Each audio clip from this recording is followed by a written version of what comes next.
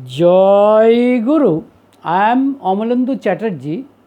I am an ex-associate professor and a SPR. Do subscribe to this channel of mine, namely Anukul Kotha, if you like my content and deliberation. And I would also like to request you to comment so that I can be enriched. Today, I would like to answer a very pertinent question, that is, what should be the relationship of a devotee towards his or her master. Now, in this connection, I would like to cite a real life example of a devotee, and I think that would answer this question. Now, the name of the devotee was Balkrishna-Kapur. He was born on 1920 at Lahore, presently situated at Pakistan. His father was Rai Sahib Chunilal Kapur, who was a very qualified person, and he was an administrative officer in the survey department of the then India government.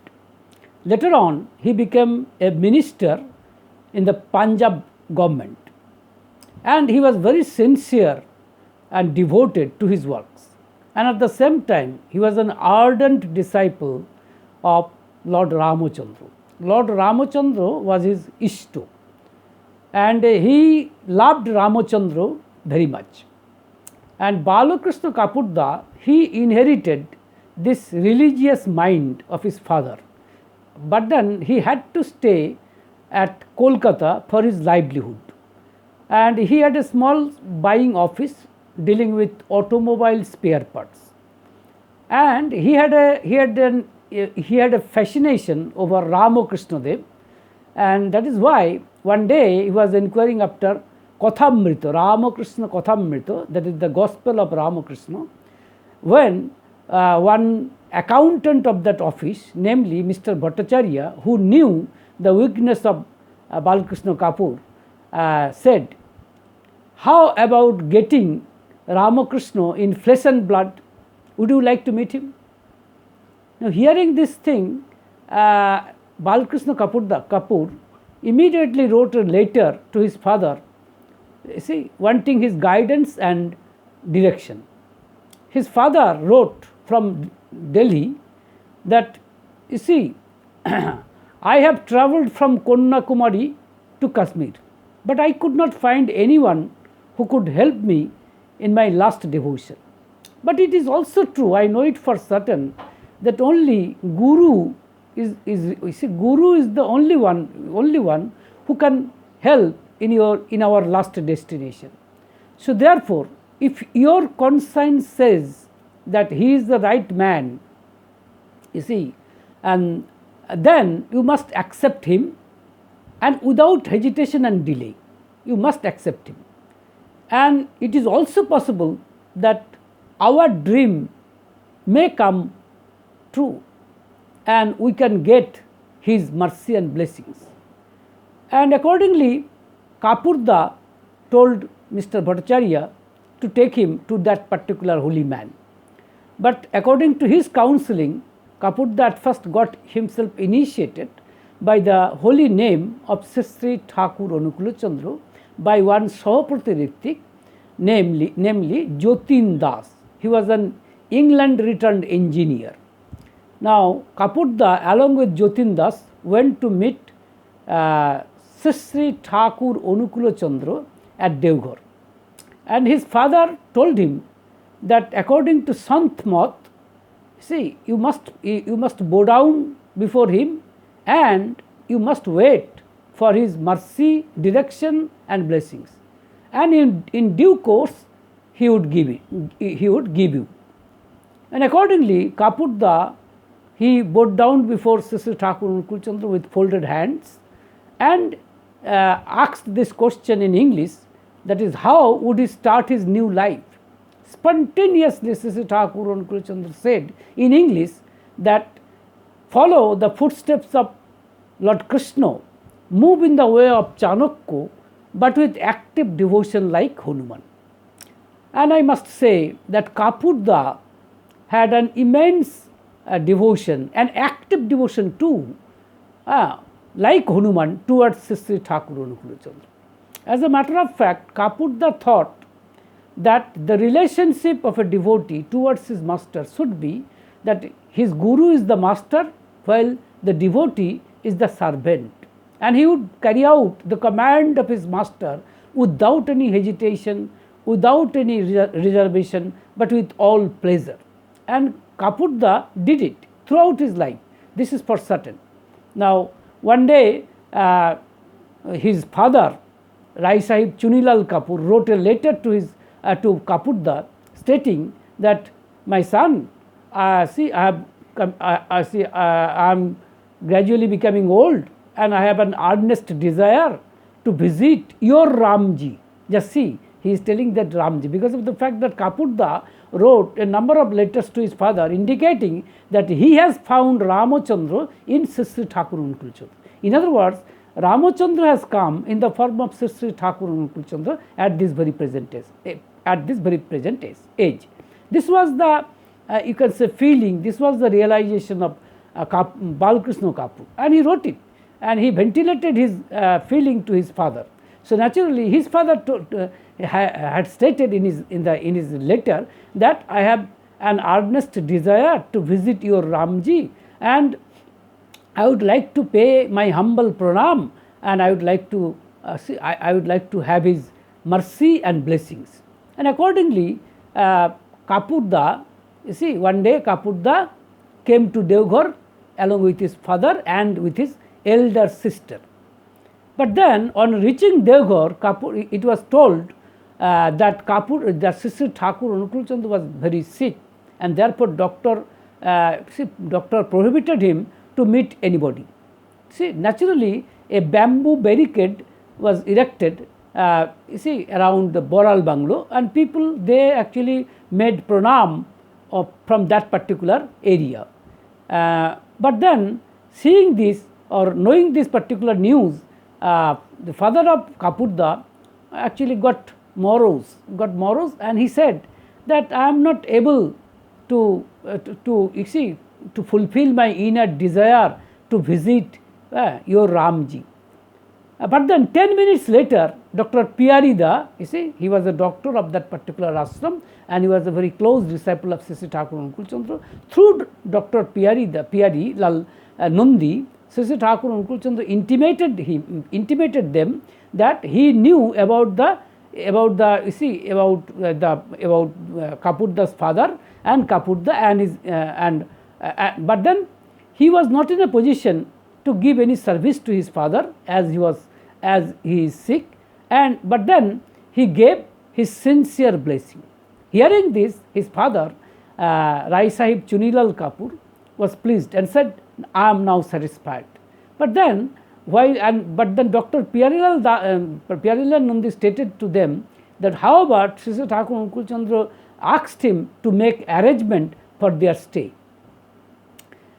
Now, while this discussion was going on, his elder sister, very speedily and silently sneaked in through the house of Thakurji. And as Kapurda was very familiar with the members of the family of Sri Thakur Anukul Chandra, naturally that elder sister, he introduced the family members that she is the elder sister of Kapurda. So naturally they gave her permission, and ultimately his elder sister actually came to Sri Thakur Anukul Chandra. Actually she had her own agenda. Her own son was sick for a long time. He was suffering from a kind of disease which doctors could not detect, and she actually told her agony to Sri Thakur Anukul Chandra. Sri Thakur Anukul Chandra, even at that particular sick bed, he heard it and said that your son is suffering from thyroid disease. So you must go to a good doctor, and I think there is every possibility that your son would recover.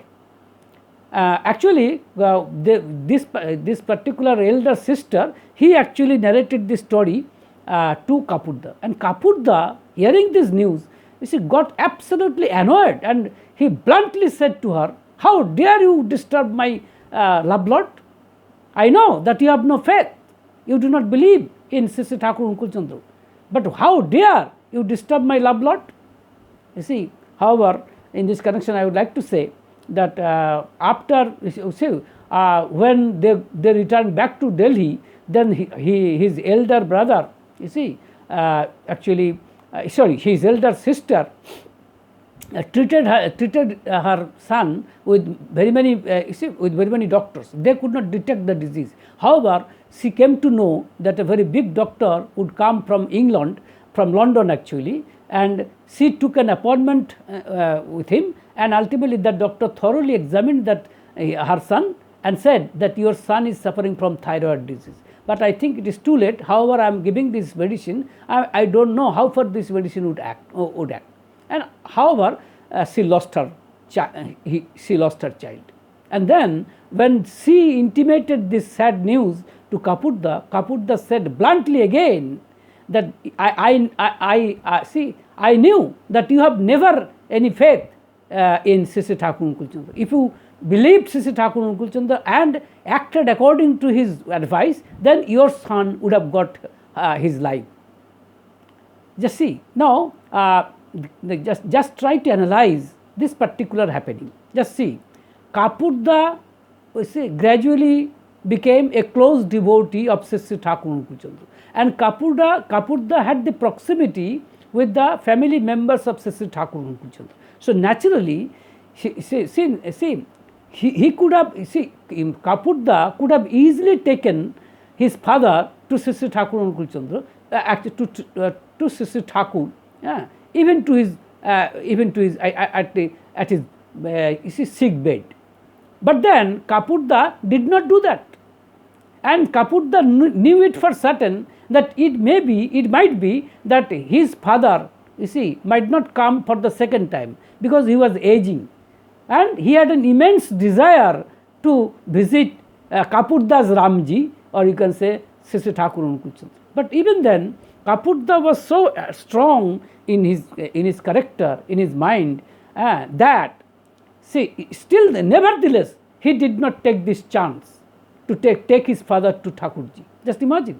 Why? The answer is very simple. The answer is simply this, that he did not like to cause any inconveniences to his love lord, to his beloved Sri Sri Thakur Anukul Chandra. And this should be the case.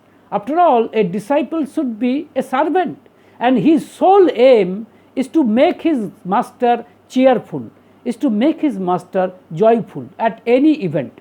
He would not make any situation, he would not cause any situation that would discomfort, that would make discomfort, or that would inconvenience to that would cause inconvenience to the master. Kapurda exactly did that. In this connection, I would like to say that relative, master, or you can say guru, is a relative of a disciple, is a very peculiar relative, in the sense that this relative has no co-sharer or has no sharer at all. In Bengali, it is called Besorik Attiyo. Relative, this term I think derives from the term relation. Now, relation to whom? Relation to soul, to Atma. That is why in Bengali the meaning of relative is called Attiyo. That is which is related with Atma. That is which is related with soul, which is related with spirit.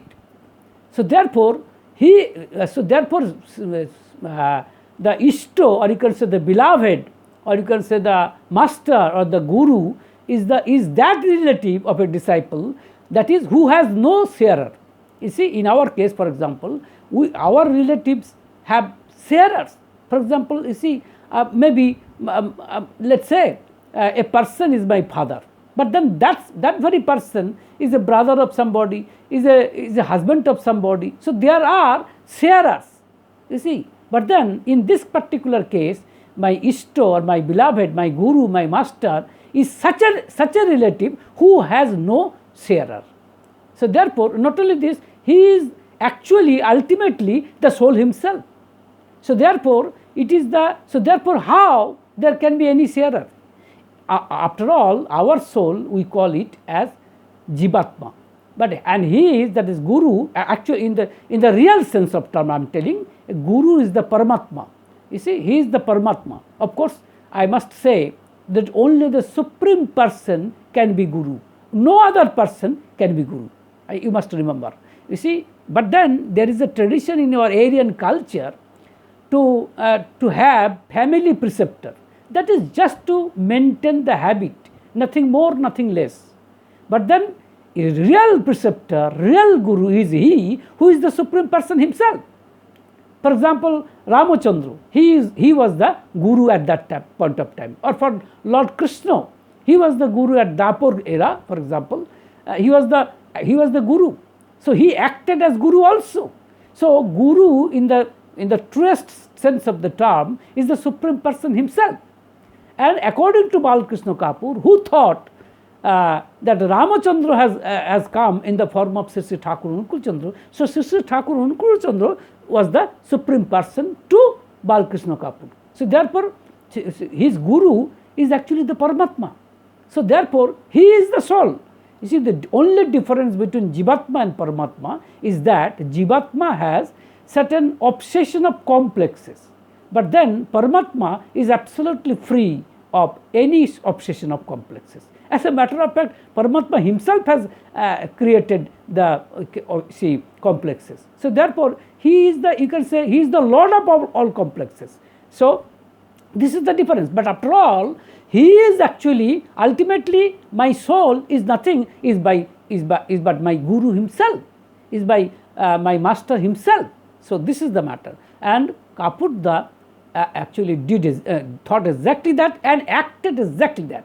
Just see, you must have to think that if his father, he was very respectable to Kapurda, because in a way his father was the guide and he was instrumental to take Sri Thakur Anukul Chandra as Guru. So therefore, Kapurda was, you see, really indebted to his father for getting Sri Thakur Anukul Chandra as Guru. But even then, and not only that, his father was aging, and his father had intense desire to visit Sri Thakur Anukul Chandra, and he got morose, and he got actually, naturally, he was definitely, distressed. But even then, Kapurda did not take this advantage to take him to Sri Thakur Anukul Chandra. He could have done it, and most easily he could have done it. He could have done that, but he did not do that, because his sole intention is not to cause any disturbance to his master when he is sick. Just see and not only that, if you go through the life of Balkrishna Kapur, then you can see that whatever instructions, whatever I would like to say whatever orders the Sri Thakur Anukul Chandra gave to him time to time, Kapurda actually complied with all the orders without any hesitation and with all cheerfulness. So this is also another point. And in this connection, I would like to say that once a saint from West India came to visit Sri Thakur Anukul Chandra, and he was talking about various aspects of spiritualism.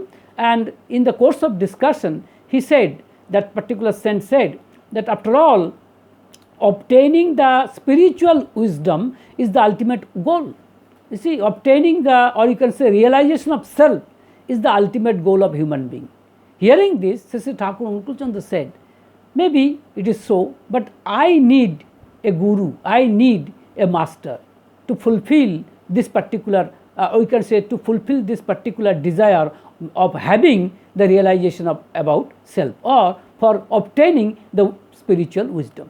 Hearing this, that particular saint commented that, you see, this doctrine of Gurubad, this doctrine of Guru or master, you see, or you can say in Bengali it is called Gurubad.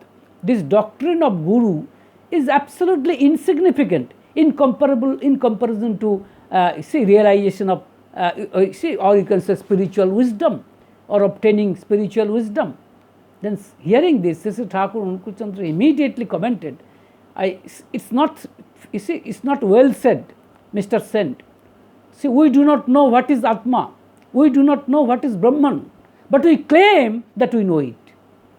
And then said, and rather than added, that you may be an intelligent person, but I am a very stupid person. For me, my guru, my master is indispensable.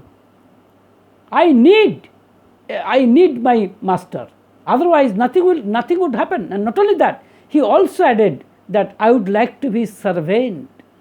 You see, so therefore he said that I like to be servant. So as I have told you, that the relationship of a devotee towards his master should be that the devotee would be the servant, while the guru is the master. And in a book, the only book that Sri Thakur Anukul Chandra wrote in his own hand is named Sattanusaran, where he has written that master is the materialized form of bliss and he is the absolute. So follow him without any hesitation, without any reservation, but with all cheerfulness.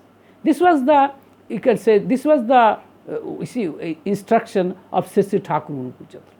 And I think the saying of Sri Thakur Anukul Chandra, I think, is in conformity with the saying of Lord Krishna also in Bhagavad Gita. For example, you see, as that particular saint of West India said that realization of self is the ultimate goal, he was talking about the path of knowledge. But then in the path of knowledge, a devotee actually strives to understand God, that is the impersonal God, that is formless God and nameless God. I must say that unmanifest, it's very difficult to realize about unmanifest, or you can say unmanifested God. It's not really possible, because after all, we are embodied person. We have for example, I have a form and I have a name. I cannot think about someone who has no form and who has no name. So therefore, the path of knowledge, though it is a path, but you see, realization of God through this path may be mathematically possible, but practically almost impossible. And but the path of devotion, where a guru is needed, where a human form of guru, where a human form of master is very much needed, and taking initiation from that particular human form of God, human form of guru or human form of master, is the first and foremost step in the path of devotion. And that particular holy name, a guru or master gives a particular holy name to his devotee. And by chanting that holy name, actually he is trying himself to get himself attached with that particular God. Because after all, God at first manifested himself as sound. So therefore, while I am chanting the holy name, that means I am trying to attune my mind to that particular primordial sound through which God has manifested it. This is the science behind this particular path of devotion. And Lord Krishna himself has stated in the 5th sloka of the 12th chapter, this 12th chapter is the, I think, yes, it is the chapter of path of devotion, where Lord Krishna has stated, Kleshodhiko tarostesham abhyakta shakto chetosam abhyakta hi gotir dukkham dehavat bhiro vapate. It means that for them whose minds are attached to the unmanifest, the struggle is greater, because the goal which is the unmanifest, is attained through difficulty by the embodied ones. You see, by the embodied one. It means that, you see, since as I have already stated, that it's very difficult to realize about unmanifest God. That's really impossible, because after all, I am an embodied one, an embodied person. In other words, I have a name and I have a form. So I can think someone as God who has a name and who has a form. So the path of devotion is by far the most simplest avenue through which I can attach myself with the God. This is precisely the reason why Sri Thakur Anukul Chandra objected the theory of that particular saint of West India, who said that realization of self is the ultimate goal. Yes, up to that extent it is true. But how would it be achieved? This is the question. That particular sense stated about the path of knowledge, where a devotee is destined to worship God as unmanifest. That is, he assumes God as unmanifest. That is, you see, as transcendental. This is really not possible. After all, we must think about God, that God which is immanent. So therefore, this is the matter. So in conclusion, what I would like to say, that the relationship of a devotee should be like a servant towards his guru, that is towards his master. That should, I think, that is the, you see, I think, you see, that is the, I would like to say, that is the best relation, you see, so far possible. Because this is the most easiest way, this is the most easiest avenue through which I say a person can get himself attached with the Lord. Because, and so the path of devotion, as I have already stated, that a devotee would be like servant to his God, to his master, and would carry out the commands of his master without any hesitation and with all cheerfulness. And for example, in this connection, Kapurda, you see, is a glaring example of such. So therefore, this is my humble submission. So live in love. Joy Guru.